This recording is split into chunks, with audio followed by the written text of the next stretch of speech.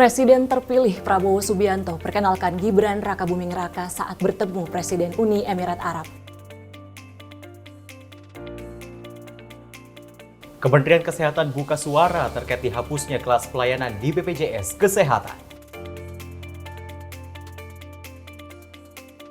Kecelakaan maut di Subang, Jawa Barat memasuki babak baru. Dirlantas Polda Jabar tetapkan sang sopir jadi tersangka. Juru parkir liar yang mematok tarif parkir Rp150.000 diamankan polisi.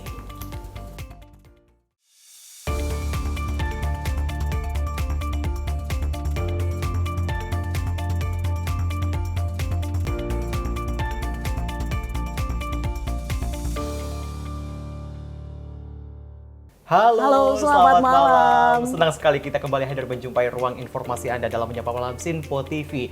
Dan tadi yang menjadi sorotan adalah ini terkait dengan Presiden terpilih Prabowo Subianto yang memperkenalkan Gibran Rakabuming Raka saat bertemu dengan Presiden Uni Emirat Arab. Ya, dalam pertemuan itu juga membahas sejumlah hubungan bilateral kedua negara Syam yang memungkinkan akan dilanjutkan begitu bentuk kerjasamanya. Betul sekali, apalagi kalau misalnya kita ketahui Tiara dan juga pemirsa, ini Presiden terpilih kita akan dilantik pada 20 Oktober mendatang. Ya, dan selain tadi juga yang menjadi sorotan adalah dari Kementerian Kesehatan yang memberikan penjelasan bahwa terkait dihapusnya kelas pelayanan di BPJS Kesehatan dari yang kelas 1, 2, 3 ini akan diganti ya Syam menjadi kelas rawat inap standar. Betul sekali, itu untuk akhirnya mengevaluasi pelayanan yang sebelumnya dilakukan oleh rumah sakit, baik itu dari daerah, RSUD seperti itu, ataupun dari rumah sakit swasta, Tiara. Dan informasi yang juga menjadi sorotan di mana menjadi babak baru di mana kecelakaan di Subang, Jawa Barat yang menewaskan 11 orang, kini Dirlantas Polda Jabar telah menetapkan sang sopir bus menjadi tersangka. Dan selain itu masih banyak informasi lainnya ya Tiara dan juga pemirsa, bergabung Anda bersama kami di Menyapa Malam selengkapnya bersama saya Syam Haku. Dan saya Tiara Dianti, inilah Menyapa Malam Sinpo TV.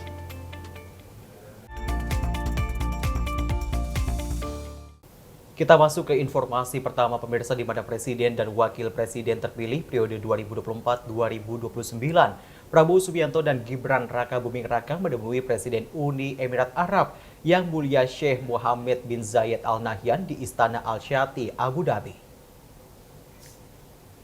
Dalam pertemuan itu, Mohammed bin Zayed kembali menyampaikan ucapan selamat kepada Prabowo Gibran atas kemenangan dalam pemilihan presiden. Presiden terpilih periode 2024-2029 Prabowo Subianto beserta Wakil Presiden terpilih Gibran Rakabuming Raka menemui Presiden Uni Emirat Arab Yang Mulia Sheikh Mohammed bin Zayed Al Nahyan di Istana Al Shati, Abu Dhabi pada Senin 14 Mei 2024. Kedatangan Prabowo Gibran langsung disambut hangat oleh Mohammed bin Zayed. Dalam momen tersebut, Prabowo juga turut memperkenalkan Gibran sebagai wakil presidennya. Your Highness, my Vice President elected. Dalam pertemuan itu, Mohammed bin Zayed kembali menyampaikan ucapan selamat kepada Prabowo Gibran atas kemenangan dalam pemilihan presiden. Presiden Uni Emirat Arab tersebut juga mendoakan Prabowo Gibran agar bisa memimpin bangsa Indonesia lebih baik lagi. Kedua pemimpin itu juga membahas hubungan kerjasama kedua negara. Terlebih lagi, Mohammed bin Zayed menekankan ketertarikannya untuk memanfaatkan hubungan yang kuat antara Uni Emirat Arab dan Indonesia. Di sisi lain, dalam kapasitasnya sebagai Menteri Pertahanan, Prabowo dan Mohammed bin Zayed juga membahas khususnya di bidang pertahanan dan militer, serta cara untuk meningkatkannya demi kepentingan kedua negara. Tim Sinpo TV melaporkan.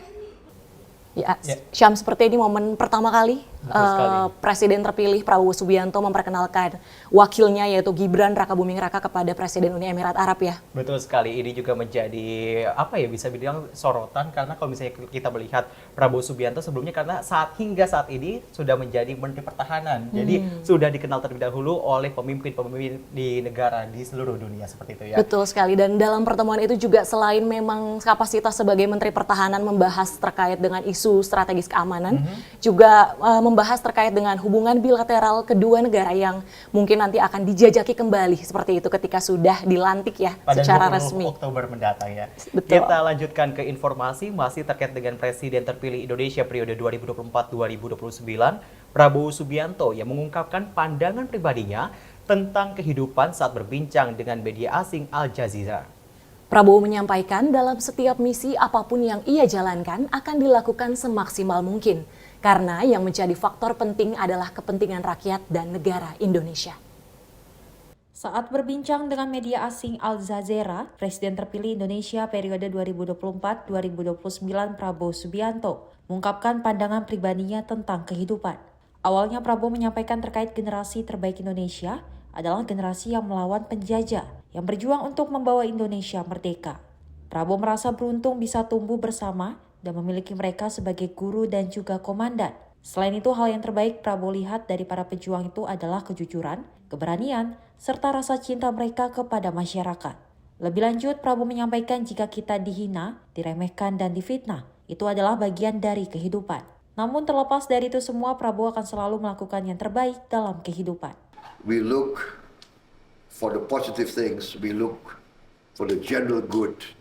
And if we are insulted, we are slighted, we are being defamed as part of life. I try to do my best in what mission I'm given, but I think what drives me is the interest of my people, the interest of my country, and I try to defend that. Kepentingan rakyat dan negara Indonesia menjadi faktor pendorong Prabowo untuk terus melakukan yang terbaik dalam setiap misinya. Tim redaksi Simpo TV melaporkan. Masih terkait dengan Presiden Republik Indonesia terpilih 2024-2029, yakni Prabowo Subianto yang berbincang dengan media asing Al Jazeera di kediaman pribadinya di Hambalang, Bogor, Jawa Barat. Ya, selain menceritakan bagaimana kecintaannya dalam membaca, Prabowo juga bercerita terkait keluarganya yang berperan pada kemerdekaan Indonesia. Presiden Republik Indonesia terpilih periode 2024-2029 Prabowo Subianto berbincang dengan media asing Al Jazeera di kediaman pribadinya di Hambalang, Bogor, Jawa Barat. Diskusi itu berlangsung di perpustakaan yang ada di dalam rumahnya. Dalam kesempatan itu, Prabowo Subianto mengungkapkan perpustakaan tersebut adalah tempat favoritnya di rumah. Kebiasaan membaca sudah dimulai sejak kecil. Bagi Prabowo dan keluarganya, buku merupakan sebuah hiburan, rekreasi, pendidikan, dan pembelajaran. Prabowo juga menyampaikan buku favoritnya yang ternyata menginspirasi hidupnya adalah The Warrior of the Light, karya Paulo Coelho. Prabowo merekomendasikan buku tersebut terutama untuk generasi muda jika ingin sukses dalam kehidupan.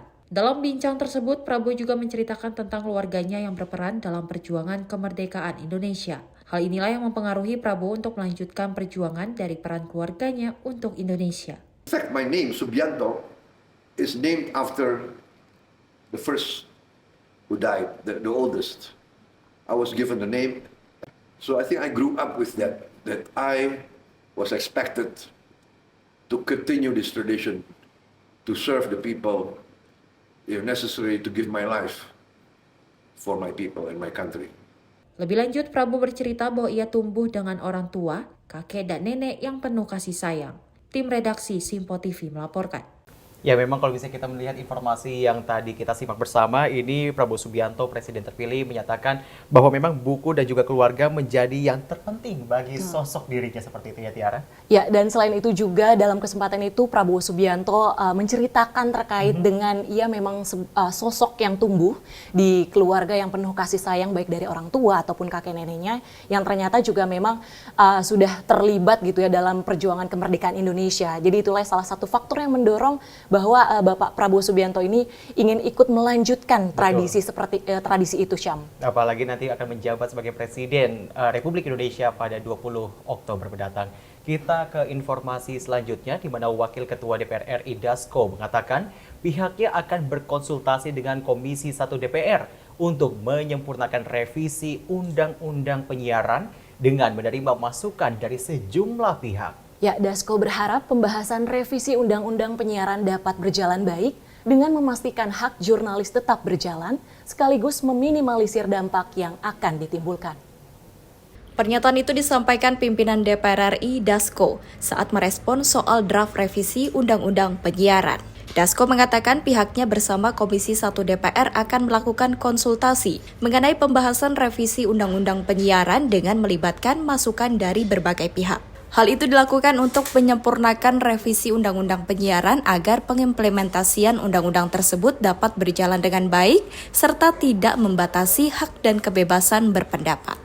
Yang pertama saya belum pelajari, tetapi memang beberapa teman di Komisi 1 itu minta waktu untuk konsultasi sehubungan dengan banyaknya masukan-masukan dari teman-teman media yang tadi disampaikan mengenai soal investigasi itu.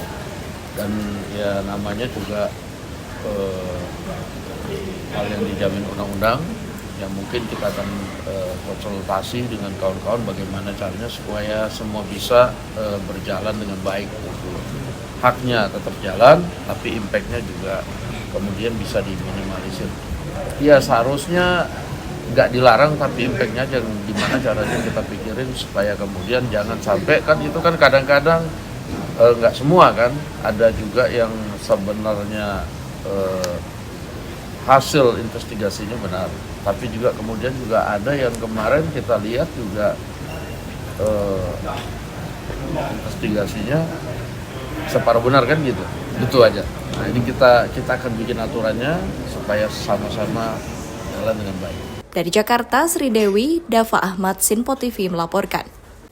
Ya memang kalau misalnya kita ketahui bersama terkait dengan undang-undang penyiaran ataupun undang-undang ini terkait dengan apa ya bisa dibilang ini terakhir kalau saya tidak salah ini ada di Undang-Undang Nomor 40 tahun 1999. Jadi memang sudah lama sekali dan mungkin ini alasan dari Wakil Ketua DPR RI Dasko yang mengatakan, yang juga dekat dengan wartawan seperti itu Tiara, yang mengatakan hak jurnalis ini harus tetap dipertahankan, jangan sampai nanti menimbulkan masalah ataupun konflik baru ke depannya, Tiara. Ya, dan juga kekhawatiran publik ataupun masyarakat terkait dengan revisi rancangan undang-undang penyiaran ini tentunya akan menjadi masukan yang pastinya akan didengar seperti itu ya oleh pemerintah untuk kemudian revisi rancangan undang-undang ini akan tentunya memperjuangkan hak jurnalis tadi dan kebebasan berekspresi, Syam. Betul sekali, kita nantikan bersama bagaimana ke depannya seperti itu terkait dengan undang-undang ataupun revisi undang-undang penyiaran ke depannya.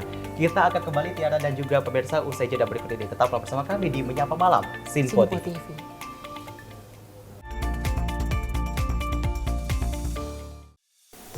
Salam jumpa pemirsa, Anda menyaksikan Sinpo Sepekan bersama saya Syam Hakung. Beragam informasi selama sepekan kami sajikan untuk Anda. Rangkuman berita yang menjadi sorotan media massa siap menemani akhir pekan Anda bersama keluarga tercinta. Bersama saya Syam Hakung, kita jelang informasi selengkapnya untuk Anda. Kami hadirkan Sinpo Sepekan setiap minggu pukul 6 pagi hanya di Sinpo TV. Halo pemirsa, apa kabar? Sinpo Dunia Sepekan hadir memberikan update terkini peristiwa unik dan menarik. Kami temani akhir pekan Anda bersama sanak saudara dan keluarga tercinta. Dengan sajian informasi yang unik dan menarik dari berbagai negara. Bersama saya Dewi Manik, inilah Sinpo Dunia Sepekan selengkapnya. Jangan lewatkan Sinpo Dunia Sepekan setiap Sabtu dan Minggu hanya di Sinpo TV.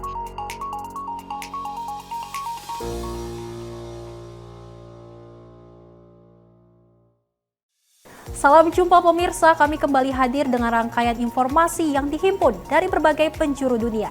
Kami hadirkan rangkuman informasi terkini dari seluruh penjuru dunia hanya untuk Anda. Informasi paling penting dan sajian berita menarik kami sajikan hanya di Sinpo Dunia. Bersama saya Sally Siregar, inilah Sinpo Dunia selengkapnya. Jangan lewatkan Sinpo Dunia setiap Senin hingga Jumat di Sinpo TV.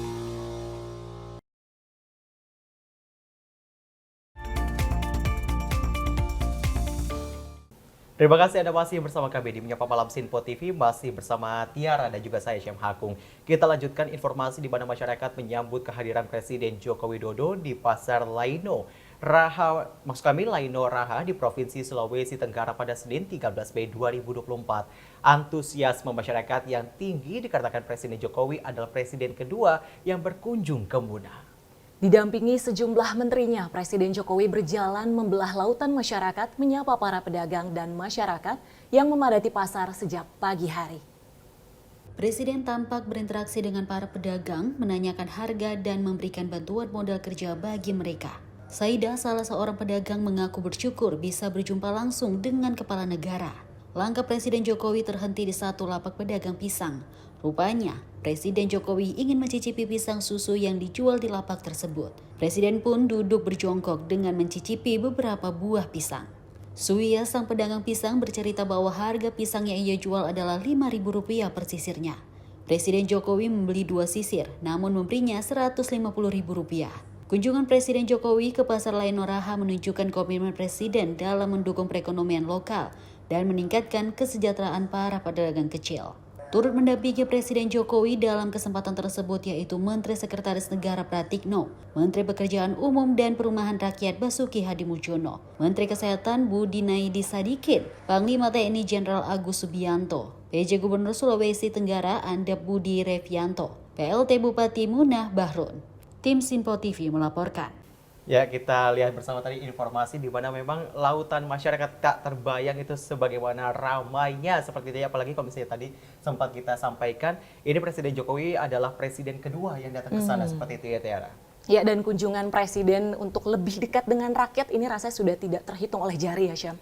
Untuk lebih mendengarkan aspirasi langsung nih dari masyarakat, dan kali ini mendatangi langsung di kawasan pasarnya seperti itu. Betul sekali. Kita beralih ke informasi lainnya di mana diterbitkannya peraturan Presiden nomor 54 tahun 2024 secara resmi menghapuskan pelayanan kelas 1, 2, dan 3 dari BPJS Kesehatan. Nantinya masyarakat dilayani dengan sistem rawat inap standar ataupun KRIS. Hal itu dikatakan oleh Kepala Biro Komunikasi dan Pelayanan Publik Kementerian Kesehatan Siti Nadia Tarmizi saat dihubungi secara virtual oleh tim Sinpo TV. Sebelumnya terima kasih Ibu Siti Nadia Tarmizi, Kepala Biro Komunikasi dan Pelayanan Publik telah menyempatkan waktu untuk bergabung bersama kita di Sinpo TV.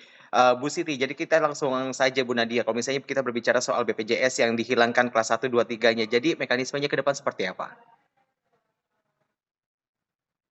Ya, jadi KRIS ini kita sebut sebagai kelas rawat inap standar ya. Nah, ini tentunya merupakan sebenarnya amanah daripada Undang-Undang Nomor 40 Tahun 2004 tentang Sistem Jaminan Sosial. Di mana di sini kita tahu bahwa sistem jaminan sosial itu sifatnya asuransi sosial dan mendapatkan prinsip ekuitas atau yang prinsip artinya semua orang mendapatkan layanan yang sama. Sehingga kelas pelayanan rumah sakit pun diberikan berdasarkan kelas standar. Nah, kita juga tahu bahwa Perpres 64 tahun 2020 tentang jaminan kesehatan itu juga sudah menyebutkan ya bahwa di pasal 54 sudah berbunyi itu bahwa rawat inap kelas standar itu paling lambat diterapkan pada bulan Desember 2020. Nah, tapi kemudian kita tahu bahwa adanya pandemi ya sehingga menyebabkan kan kita tidak bisa penuh artinya menjalankan program-program sehingga tentunya kita sudah melihat bahwa penerapan kelas standar rawat inap ini sesuai dengan Perpres 82 tahun 2018 itu sudah dikatakan bahwa akan diterapkan paling lambat 30 Juni 2025. Sehingga ini kan sesuai ya dengan Perpres 59 tahun 2024 kemarin bahwa kelas rawat inap standar ini akan diterapkan paling lambat 30 Juni 2025. Oke, jadi paling lambat akan diterapkan pada tahun depan seperti itu ya Bu ya? Betul sekali. Oke, Ibu terkait dengan kalau misalnya kelas 1, 2, dan 3-nya ini dihapuskan, jadi nanti iurannya seperti apa tuh Bu? Kalau misalnya dari Kementerian Kesehatan sendiri?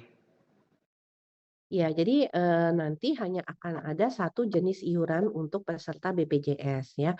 Dan kami tegaskan bahwa kalau yang namanya peserta PBI, penerima bantuan iuran, itu tetap tidak akan ada perubahan ya, tetap akan di-cover ataupun dibayari oleh pemerintah. Tapi untuk peserta lainnya sesuai dengan siapa yang akan menjamin ya jaminan kesehatannya. Jadi apakah itu pekerja pemberi upah atau pekerja yang bukan pemberi upah ataukah mereka yang sifatnya seperti ASN, yaitu PNS, TNI Polri dan sebagainya. Jadi nanti setelah penerapan daripada Perpres ini tentang adanya kelas rawat inap standar, sehingga kita hanya akan ada satu jenis iuran ya terkait tentang kelas rawat inap ini. Tapi tentunya ini juga bukan suatu hal yang pasti ya, karena kita akan bahas lebih lanjut ini terkait hal ini. Karena artinya dalam hal ini pengaturan ini hanya kelas rawat inap standar saja yang hanya satu, Mas Syam ya. Jadi nanti tidak ada lagi di rumah sakit itu kalau misalnya peserta BPJS kelas 3 maka dia dapat ruang rawat inapnya kelas 3. Enggak, mau dia kelas 3, kelas 2, kelas 1, maka ruang rawat inapnya hanya satu, kelas standar. Berarti ini awalnya berawal dari kesenjangan pelayanan kah atau seperti apa, Bu? Akhirnya ini nantinya akan diterapkan kelas 1, 2, 3-nya ini dihapuskan seperti itu? Iya, jadi kalau menurut apa yang sedang kita kita rencanakan ya, jadi ini adalah memperbaiki akses layanan kesehatan yang menjadi lebih baik ya. Karena Oke. kita tahu bahwa kalau kelas 3 itu seringkali kan jumlah orangnya itu bisa 8, 10 dengan kamar mandi di luar. Nah, dengan adanya kelas rawat inap standar ini akan maksimum di satu ruangan itu hanya 4 kamar tidur ya, sehingga tidak ada lagi yang kamar mandinya masih di luar, kamar mandinya harus di dalam.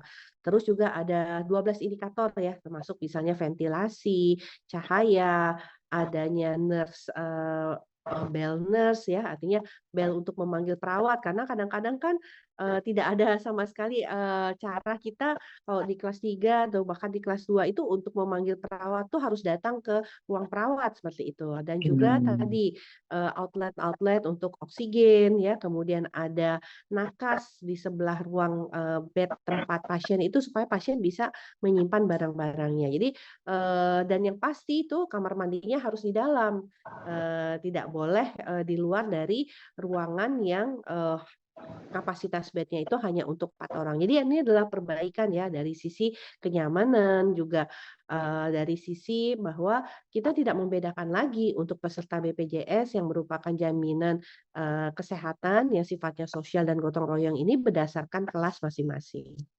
Ibu, terakhir terkait dengan biaya ataupun tarif yang nantinya akan dikenakan kepada masyarakat, baik itu kelas 1, 2, 3 kan nanti entar dihapus. Berarti artinya satu tarif. Apakah sudah ada nominal ataupun besaran tarif yang akan dikenakan ke masyarakat seperti itu? Ya, nanti kita akan lakukan evaluasi ya, kita akan bahas lagi karena ini kan bukan hanya Kementerian Kesehatan, kita bersama dengan Kementerian Keuangan, bersama BPJS dan juga melihat ya bagaimana perhitungan pembiayaan. Kita tahu ya bahwa saat ini kan ada beberapa misalnya layanan-layanan kesehatan yang selama ini tidak di-cover oleh BPJS. Nah, nanti mungkin dengan adanya perubahan-perubahan ini hal-hal tersebut kita bisa evaluasi dan layanan-layanan tersebut atau jenis-jenis tindakan tertentu atau jenis-jenis obat-obat tertentu ya, itu kemudian bisa dievaluasi dan dimasukkan sebagai layanan BPJS ke depannya. Tapi ini tentunya masih proses ya, Mas ya.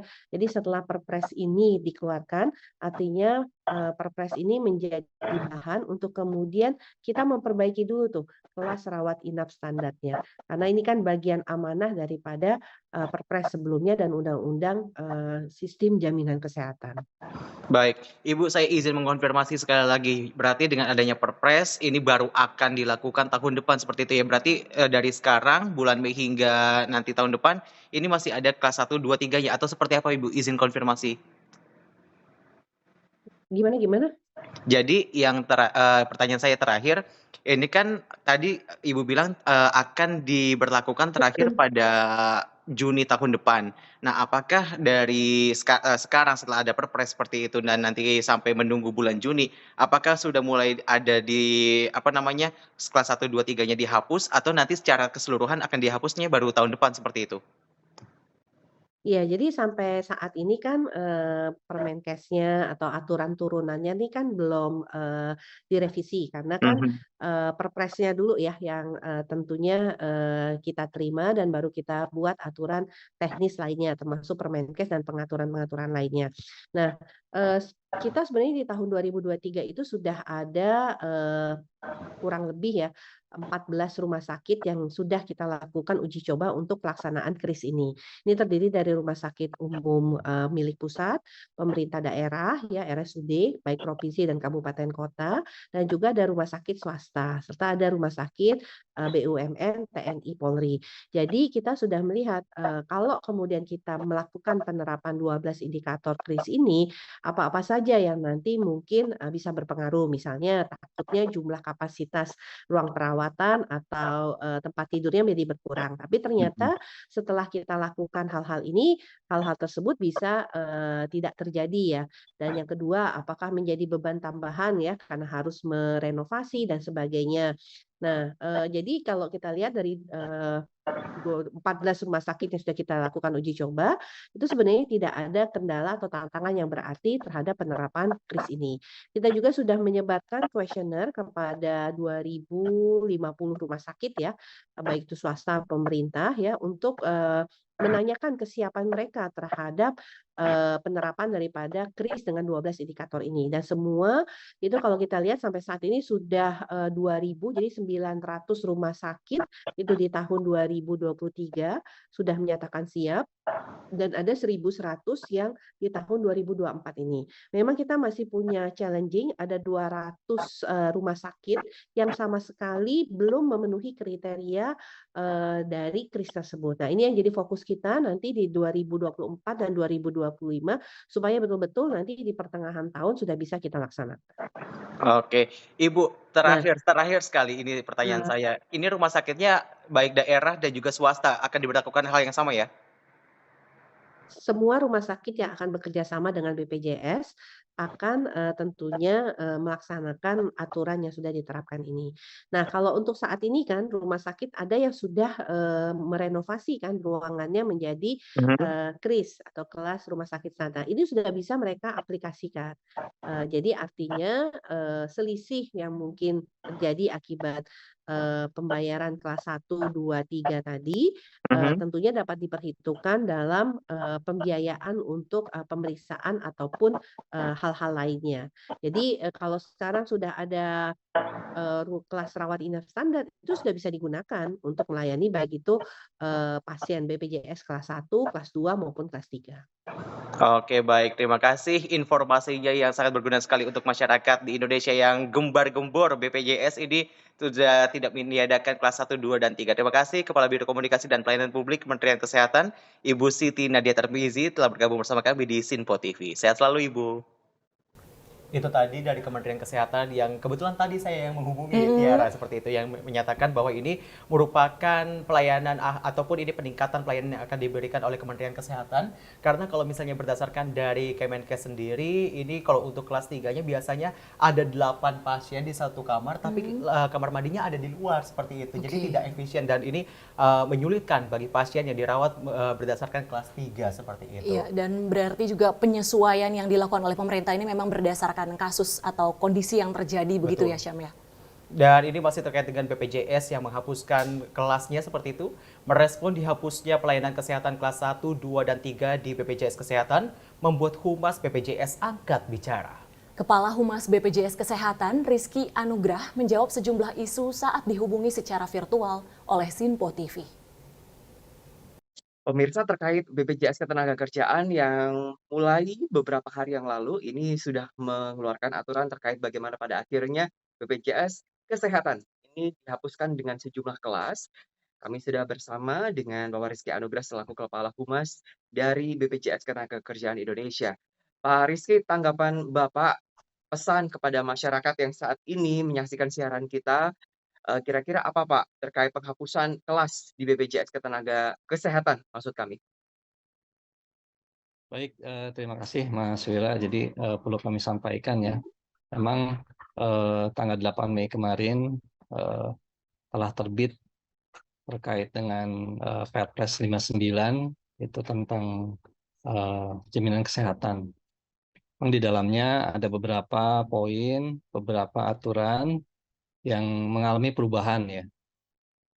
Di antaranya memang ada screening kesehatan tentang PHK, tentang KDK gitu ya, tentang KRIS gitu ya. Dan ini memang kami selaku badan penyelenggara ini memang mengikuti apa yang diatur di dalam Perpres tersebut. Mhm. Namun perlu kami sampaikan, Mas Wira, tadi disampaikan penghapusan. Kita lihat lagi, kita telisik lagi apa yang ada di dalam Perpres 59 tersebut gitu ya. Di dalam Perpres 59 tersebut memang tidak ada satu kata pun apa secara eksplisit itu bahwa adanya penghapusan kelas 1, kelas 2 dan kelas 3 gitu ya. Baik. Jadi juga kami sampaikan apa yang Mhm. sekarang berlaku di Perpres 64 tahun 2020 itu terkait dengan iuran gitu ya, terkait dengan kelas itu masih berlaku. Seperti itu Mas Wira. Oke, Pak, terkait, penghapusan, kesempatan momen tersebut ya, dan di mana aturan kebijakan ini sudah telurkan oleh BPJS Kesehatan seperti itu, kira-kira, secara efektif kapan Pak aturan ini nantinya akan berlaku nasional se-Indonesia? Dan kira-kira jika memang nanti di kemudian hari ada laporan, kira-kira bagaimana Pak? Ya, jadi memang aturan itu yang mengeluarkan presiden ya Mas, itu Perpres ya, peraturan presiden, jadi bukan dari BPJS Kesehatan. Jadi aturan tersebut yang mengeluarkan dari Presiden Jokowi, sehingga memang aturan-aturan tersebut itu sudah berlaku sebetulnya sejak diundangkan tanggal 8 Mei. Namun hal-hal yang perlu kita perhatikan bahwa untuk aturan-aturan turunannya ini masih belum eh, ada diundangkan ataupun diterbitkan. Kita dari BPJS Kesehatan untuk mekanisme ya, khususnya untuk KRIS ini, untuk mekanisme KRIS gitu ya, kita masih menunggu aturan turunannya, yaitu peraturan menteri. Dalam hal ini adalah peraturan menteri kesehatan. Nah ini kami pun untuk secara detail ataupun secara teknis, ini kami masih menunggu begitu Mas Wira. Kira-kira untuk aturannya ini kapan Pak nanti akan disampaikan, diberikan begitu? Ya, untuk aturan turunannya ataupun permen ini kita masih menunggu Mas ya, karena dalam hal ini yang leading sektornya adalah peraturan ini adalah peraturan Menteri Kesehatan. Tentunya nanti Menteri Kesehatan dari Kementerian Kesehatan pun akan berdiskusi ataupun bersama-sama dengan DJSN maupun BPJS Kesehatan dalam menetapkan peraturan menteri ini. Seperti itu Mas Wira. Oke, Pak, banyak yang, menanyakan titip pesan kepada saya sebelumnya terkait, aturan yang dirasa ini gebrakan Ya. baru untuk BPJS seperti itu. Artinya dengan adanya penghapusan ini tidak ada kelas lagi begitu, bahasa netizen mungkin tidak ada kasta seperti itu.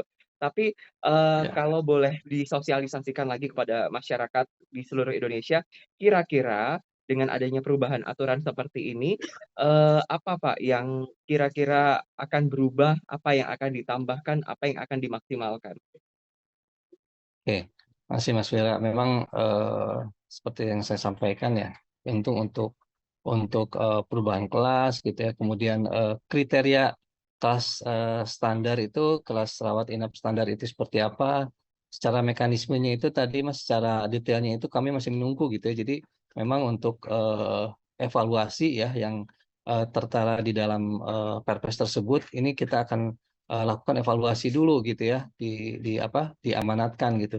Jadi setelah dilakukan evaluasi, ini menjadikan dasar nantinya, menjadikan dasar untuk penetapan terkait dengan manfaat, kemudian terkait dengan tarif, dan juga terkait dengan iuran.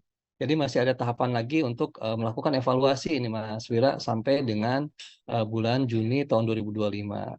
Seperti itu Mas. Oke, Pak, satu juga pertanyaan terakhir, Pak. Kira-kira tiba-tiba ini BPJS ini mengeluarkan gebrakan seperti ini, sebenarnya dasarnya apa sih, Pak? Begitu.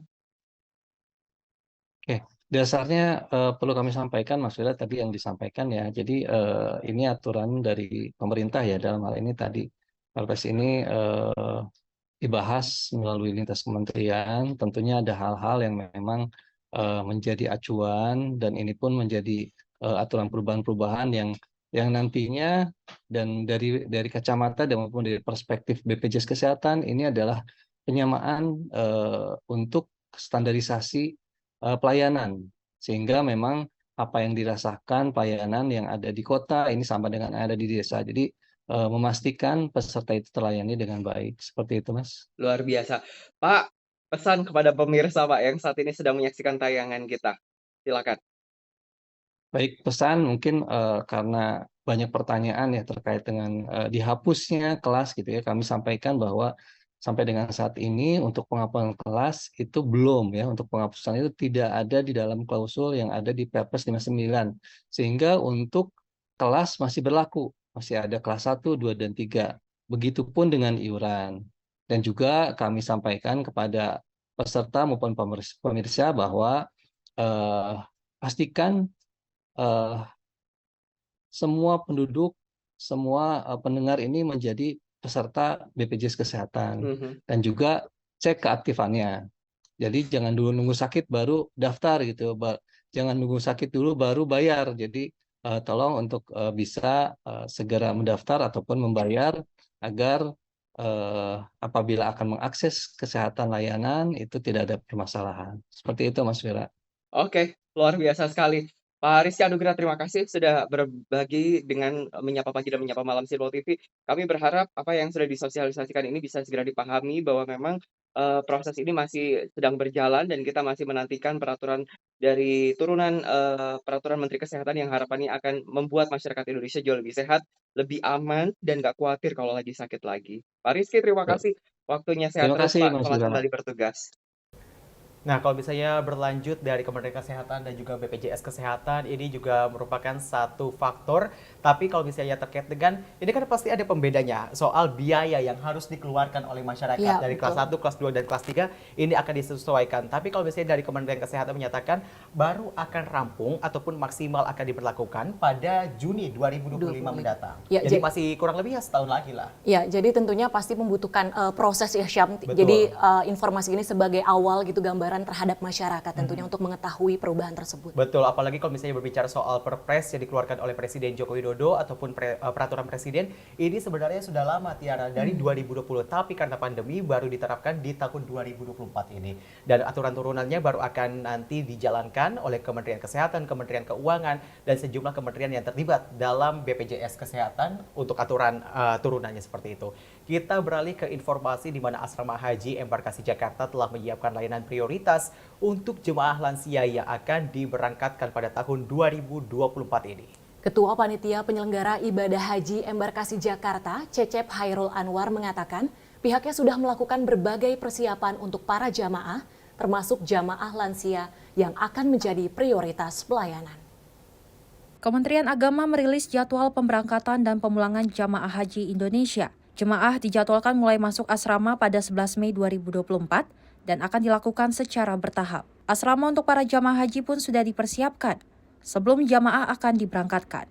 Ketua PPIH Embarkasi Jakarta, Cecep Hairul Anwar, mengatakan persiapan tersebut telah dilakukan sejak jauh hari. Fasilitas seperti kursi roda untuk lansia juga telah disiapkan. Lebih luas, ia pun menyebut jamaah haji lansia akan diprioritaskan dengan memberikan pengecekan kesehatan dan fisik, agar memudahkan jamaah haji lansia nantinya untuk menempuh perjalanan jauh menuju Tanah Suci. Kami juga melakukan koordinasi dengan pihak penerbangan, saya sudah insya Allah ready, kemudian dengan angkutan, bis, kami juga memastikan ke pihak Damri bahwa di tahun 2024 ini tagline-nya masih ramah lansia. Jadi 30% jemaah kita itu lansia. Lansia itu rata-rata di atas 65. Tetapi bukan hanya lansia yang harus kita perhatikan juga. Di situ nanti ada jemaah resti, resiko tinggi. Jemaah resti itu tidak mutlak di usia 65 ke atas. Bisa jadi usia yang 40 tahun dia punya penyakit yang resiko tinggi juga. Nah, oleh karena itu, karena tagline-nya masih ramah lansia, ya kami juga dengan KKP, Dinas Kesehatan, selalu melakukan koordinasi. Tetapi tahun ini memang agak berbeda ketika pemerintah melakukan kebijakan untuk istitoah kesehatan. Nah, dengan adanya istitoah kesehatan, mudah-mudahan jemaah haji yang memang akan berangkat menuju Tanah Suci itu secara fisik dan lain sebagainya sudah siap karena sudah ada surat istitoah kesehatan. Nah, kemudian di asrama haji Pondok Gede, dari mulai kursi roda dan lain sebagainya, prinsipnya kita siap, Mas. Dari Jakarta, Muhammad Farizal, Mutia, Simpo TV melaporkan. Ya, memang kalau bisa kita ketahui bersama, tema dari ibadah haji tahun ini dilakukan oleh embarkasi bukan hanya Jakarta tapi seluruh Indonesia, ini untuk melayani ataupun ramah pelayanan terhadap lansia seperti itu, Tiara dan juga pemirsa. Ya, tentunya untuk kenyamanan dalam pelaksanaan ibadah haji, jadi segala upaya dilakukan pemerintah untuk ibadahnya lancar, kemudian nyaman pokoknya, Syam. Betul sekali, dan ini masih terkait dengan ibadah haji, di mana Sekretaris Daerah Kabupaten Banjarnegara Indarto melepas 94 jemaah calon haji kloter 13 di Pendapa di Payuda Adigraha pada Selasa 14 Mei 2024. Pelepasan ini mengawali keberangkatan 813 jemaah calon haji dari Kabupaten Banjarnegara yang terbagi menjadi 4 kloter, 13, 14, 15, dan 16. Sekda Indarto mendoakan para jamaah agar senantiasa diberikan kesehatan dan keselamatan sehingga bisa melaksanakan ibadah haji di Tanah Suci dengan lancar. Dirinya berpesan pada para jemaah calon haji selain untuk fokus melaksanakan ibadah haji, juga mampu diharapkan bertindak sebagai duta bangsa dan duta daerah yang berbaur dengan berbagai suku bangsa serta umat Islam dari seluruh penjuru dunia. Indarto juga berharap ibadah haji yang dilaksanakan akan berdampak pada perubahan perilaku yang lebih baik bagi para jemaah serta membawa manfaat bagi orang lain serta lingkungan saat kembali ke kampung halaman nanti.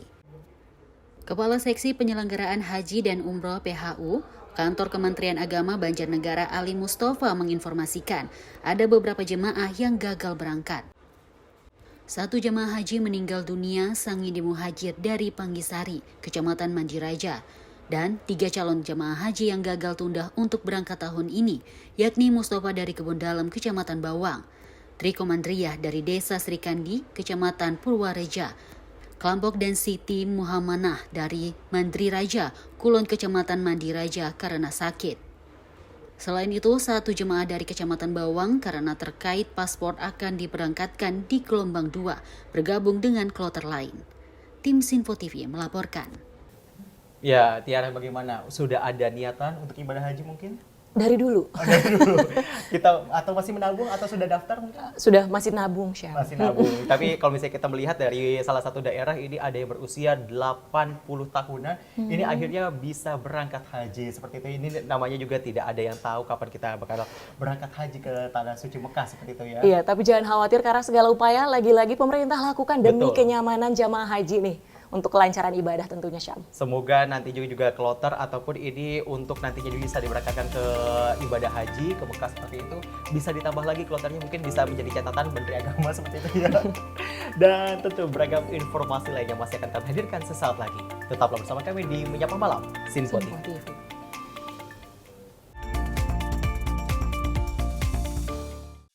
Halo, salam jumpa pemirsa. Kami kembali hadir dengan rangkaian informasi yang dihimpun dari berbagai penjuru dunia. Kami hadirkan rangkuman informasi terkini dari seluruh penjuru dunia hanya untuk Anda. Informasi paling penting dan sajian berita menarik kami sajikan hanya di Sinpo Dunia. Bersama saya Dewi Manik, inilah Sinpo Dunia selengkapnya untuk Anda. Jangan lewatkan Sinpo Dunia setiap Senin hingga Jumat di Sinpo TV.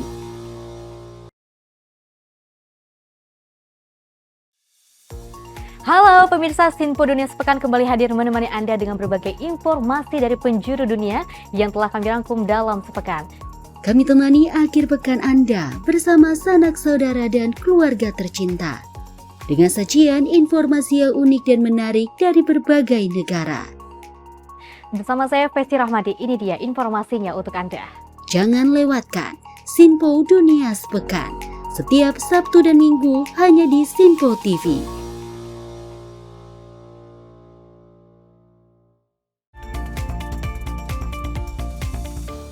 Terima kasih Anda masih bersama kami di Menyapa Malam Sinpo TV. Kita lanjutkan ke informasi di mana kecelakaan maut di Ciater, Subang, Jawa Barat yang menewaskan 11 orang bergulir ke babak baru. Dirlantas Polda Jabar telah menetapkan sopir bus Putra Fajar sebagai tersangka atas kecelakaan maut yang terjadi pada Sabtu malam. Polres Direktorat Lalu Lintas Polda Jawa Barat menetapkan sopir bus Putra Fajar kecelakaan maut yang menewaskan 11 siswa SMK Lingga Kencana. Keputusan ini diambil setelah penyidik melakukan gelar perkara. Serangkaian penyelidik terungkap bahwa bus itu gagal dalam sistem pengereman. Tidak terlihat pengereman di sepanjang jalan hingga titik bus itu terguling. Kemudian hasil pemeriksaan terhadap pengemudi maupun saksi lainnya, polisi mendapatkan keterangan bahwa pengemudi mengetahui bahwa kendaraan tersebut bermasalah fungsi rem. Tersangka dikenai pasal 311 ayat 5 Undang-Undang Lalu Lintas tahun 2009 dengan ancaman maksimal kurungan 12 tahun penjara serta denda 24 juta rupiah. Kita menetapkan bahwa tersangka dalam kasus kecelakaan lalu lintas ini adalah pengemudi bis Putra Fajar atas nama saudara saya. Selanjutnya, berdasarkan keterangan saksi, baik pengemudi maupun penumpang lainnya, termasuk saksi ahli, berikut dengan surat atau dokumen hasil ramcek yang tentunya sudah dari pasal 184 KUHP. Dan sudah kita dahului dengan gelar perkara yang tadi sore sudah kita lakukan. Kita menetapkan bahwa tersangka dalam kasus kecelakaan lalu lintas ini adalah pengemudi bis Putra Fajar atas nama saudara saya. Yang bersangkutan nanti akan kita kenakan pasal 311 ayat 5 Undang-Undang Lalu Lintas nomor 22 tahun 2029 dengan ancaman pidana maksimal kurungan 12 tahun dan denda 24 juta rupiah. Tim Sinfo TV melaporkan. Dari informasi yang kita memang dapatkan dihimpun oleh tim redaksi kami seperti itu, ini memang telah menyebutkan sang sopir menyebutkan kronologi peristiwa pada saat itu dia menabrak sebuah mobil dan ini akhirnya bus tersebut ini menimpa sebuah motor, ya akhirnya dari pengendara motor tewas di lokasi kejadian. Dan memang dalam penyelidikan juga tidak terlihat jejak pengereman begitu ya Syam, di sepanjang jalan hingga titik bus itu terguling. Mungkin itu menjadi salah satu faktor ataupun bukti penetapan tersangka ini ya Syam. Betul sekali, dan ini menjadi perhatian kita bersama karena berdasarkan informasi kerangka bus ini juga telah dimodifikasi sehingga ini seharusnya bukan mobil ataupun bukan bus yang mengangkut pariwisata, tapi ini akhirnya dimodifikasi karena gampang bisa dibilang tidak tahan sampai akhirnya harus mengakibatkan 9 siswa, 1 orang guru tewas di lokasi kejadian. Kita ke informasi selanjutnya, proses investigasi dan olah TKP terus dilakukan oleh pihak kepolisian untuk mengetahui apa penyebab kecelakaan yang terjadi pada Sabtu malam. Sedikitnya 11 orang tewas akibat peristiwa tersebut, sementara puluhan lainnya mengalami luka-luka. Benar sekali Mas, jadi terkait dengan proses investigasi, tentu olah TKP yang kita lakukan, kita telah menggunakan sistem TAA. Tentu ini akan lebih akurat, ya lebih pasti terkait dengan penyebab dari kejadian tersebut. Ya, itu tadi informasi di mana pihak kepolisian lewat Kabid Humas Polda Jawa Barat yang menyatakan hingga kini masih melakukan proses investigasi mendalam untuk mengetahui secara pasti agar tidak terjadi salah dalam penanganan kasus ini seperti itu ya Tiara. Iya. Kita lanjutkan, di mana kemarin juga ada informasi ataupun beredar surat edaran dari penjabat Gubernur Jawa Barat. Ini langsung dinyatakan oleh Sekretaris Daerah Provinsi Jawa Barat, Herman Suryatman, yang menyatakan bahwa penjabat Gubernur Jawa Barat telah mengeluarkan surat edaran tentang imbauan kepada Bupati dan Wali Kota untuk tidak melaksanakan kegiatan study tour di luar kota. Herman Suryatman menekankan untuk memperhatikan asas kemanfaatan dan keamanan karena keselamatan di atas segalanya. Sekretaris Daerah Provinsi Jawa Barat Herman Suryatman menyampaikan bela sungkawa atas kecelakaan bus yang mengangkut rombongan siswa SMK Lingga Kencana Depok. Dalam kesempatan itu, Herman Suryatman menyatakan bahwa pejabat Gubernur Jawa Barat, B. Mahmudin, telah mengeluarkan surat edaran tentang imbauan kepada Bupati dan Wali Kota untuk tidak melaksanakan kegiatan study tour di luar kota. Kegiatan study tour cukup dilakukan di dalam kota dengan memanfaatkan destinasi edukatif yang ada.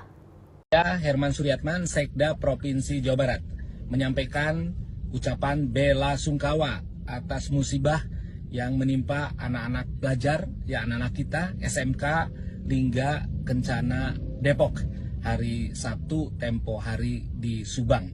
Ya, dengan iringan doa mudah-mudahan korban yang meninggal husnul khotimah dan keluarga yang ditinggalkan diberikan kekuatan, serta korban yang luka-luka mudah-mudahan secepatnya pulih. Dan tentu ini menjadi pelajaran berharga bagi kita semuanya. Bapak Gubernur sudah mengeluarkan surat edaran dan meminta kepada para bupati, wali kota di Jawa Barat untuk menghimbau ya semua kepala satuan pendidikan agar tidak melaksanakan studi tour ke luar kota. Cukup di dalam kota, silakan manfaatkan destinasi edukatif yang ada. Kalaupun sudah terlanjur merencanakan, silakan ya meminta rekomendasi ke Dinas Perhubungan untuk memastikan kelaikan kendaraan, dan tentu ke Dinas Pendidikan juga memberitahukan. Perhatikan asas kemanfaatan dan asas keamanan, keselamatan anak-anak kita di atas segala-galanya. Herman menambahkan jika sudah terlanjur merencanakan kegiatan studi tour di luar kota, diminta untuk meminta rekomendasi ke Dinas Perhubungan terkait kelayakan kendaraan, serta menginformasikan juga kepada Dinas Pendidikan. Tim redaksi Sinfo TV melaporkan.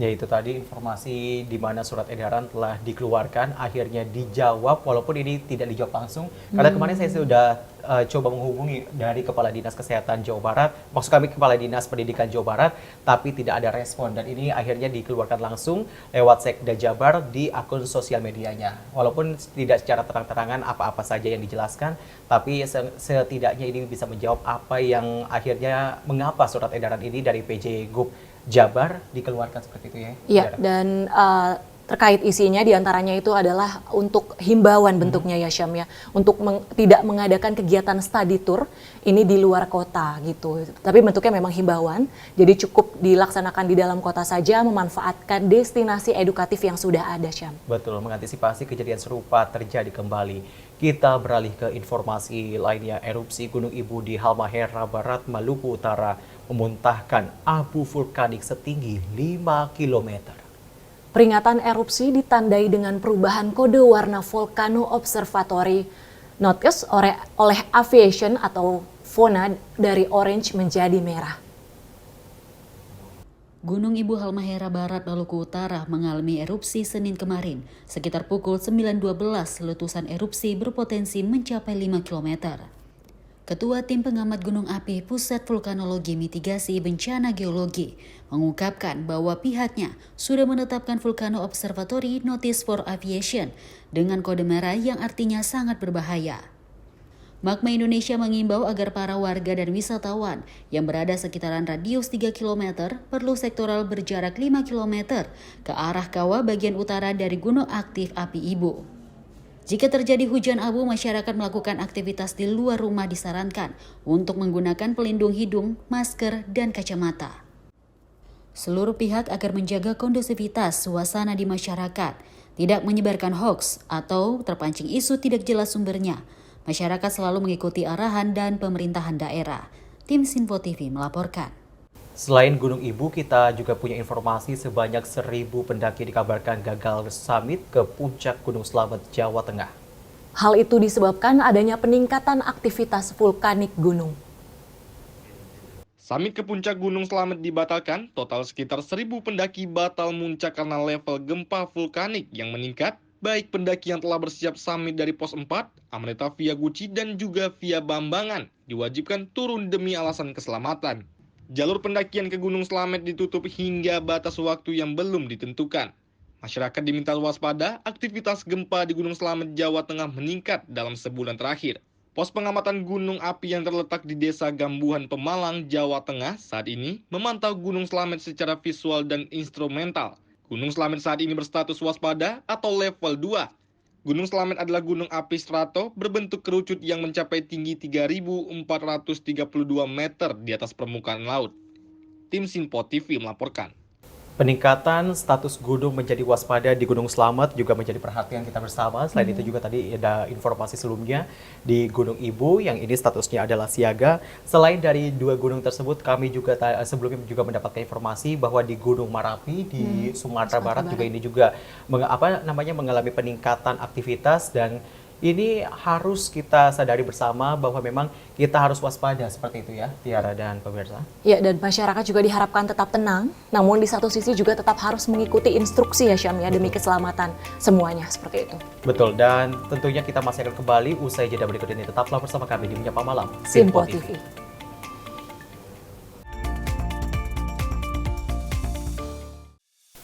Apa kabar pemirsa? Senang sekali saya Sally Siregar dapat menjumpai Anda dalam Simpo Dunia Sepekan. Kami temani akhir pekan Anda bersama sanak saudara dan keluarga tercinta. Dengan sajian informasi yang unik dan menarik dari berbagai negara. Pastinya kami akan memberikan berita yang unik dan menarik yang kami rangkum dalam Simpo Dunia Sepekan. Jangan lewatkan Simpo Dunia Sepekan setiap Sabtu dan Minggu hanya di Simpo TV.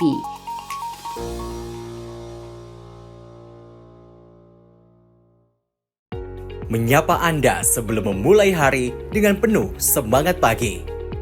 Halo, selamat pagi. Pagi Sally, pagi pemirsa dimanapun semua. Beragam informasi dari seluruh penjuru negeri siap menemani Anda di pagi hari. Kami hadirkan beragam informasi terkini yang terjadi dari dalam dan luar negeri, tentunya dengan nuansa masa kini. Wow, Sally, bener kan? Aku bilang tadi bahwa kekalahan adalah kemenangan yang tertunda. Oke, tetap tebarkan semangat dan juga terbitkan keceriaan.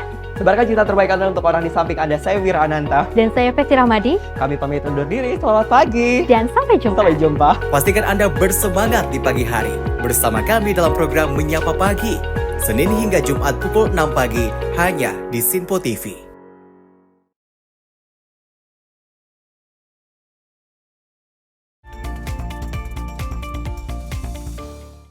Terima kasih Anda masih bersama kami di Menyapa Malam Simpo TV, masih bersama saya Syem Hakung dan rekan saya Tiara Dianti. Kita lanjutkan ke informasi di mana Pengadilan Negeri Jakarta Pusat melanjutkan sidang dugaan korupsi ex-Menteri Pertanian Syahrul Yassin Limpo alias SYL pada hari ini. Agenda sidang kali ini masih memeriksa saksi dari Jaksa Penuntut Umum Komisi Pemberantasan Korupsi. Juru bicara KPK Ali Fikri mengatakan ada 8 saksi yang akan dihadirkan dalam sidang hari ini. Semuanya merupakan bawahan SYL saat ia masih menjabat sebagai Menteri Pertanian. Dari ke-8 saksi yang dihadirkan, 3 diantaranya merupakan pejabat eselon 1 di Kementerian Pertanian, yakni Andi Nur Alam selaku Dirjen Perkebunan Kementan, Nasrullah selaku Dirjen Peternakan Kesehatan Hewan PKH Kementan, dan Dirjen Prasarana dan Sarana Pertanian Kementan Ali Jamil Araha. 2 pejabat eselon 2 Kementan yang menjadi saksi hari ini adalah Sekretaris Ditjen PKH Makmun dan Direktur Pembenihan Ditjen Perkebunan Kementan Muhammad Saleh Mukhtar. Dalam perkara korupsi di Kementan ini, Jaksa KPK mendakwa ex-Menteri Pertanian Syahrul Yassin Limpo bersama Sekjen Kementan Kasti Subakyono serta Direktur Alat dan Mesin Pertanian Kementan Muhammad Hatta menerima gratifikasi sebesar 44,5 miliar. Uang itu digunakan Syahrul Yassin Limpo untuk kepentingan pribadinya. Modus yang dilakukan para terdakwa dengan memeras para pejabat eselon 1. Tim Simpo TV melaporkan. Aduh, saya sudah tidak bisa berkata-kata karena kalau misalnya saya ketahui bersama seperti itu, kita ketahui bersama ini korupsinya nilainya tidak nanggung-nanggung seperti itu, karena untuk bayar asisten rumah tangganya aja dari hasil uang korupsi, Tiara. Ini saya tidak bisa berkata-kata lagi seperti itu. Apalagi kalau misalnya ada yang kemarin baru diperiksa, salah satu penyanyi yang ternama ini juga menerima uang dari SYL sebanyak 100 juta rupiah. Ya, dan tentu kita menantikan apalagi fakta-fakta yang akan terkuak dalam persidangan untuk menantikan tentunya apa ya kira-kira hukuman yang akan diberikan seperti itu, Syam. Betul sekali, kita nantikan bersama bagaimana proses hukum selanjutnya dari Syahrul Yassin Limpo karena merugikan negara seperti itu ya.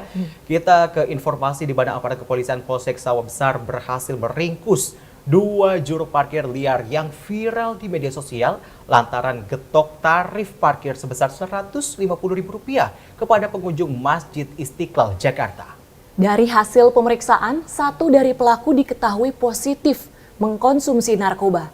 Sementara satu pelaku lainnya dijerat pasal pencurian dengan pemberatan karena terbukti mencuri barang berharga milik pengunjung Masjid Istiqlal.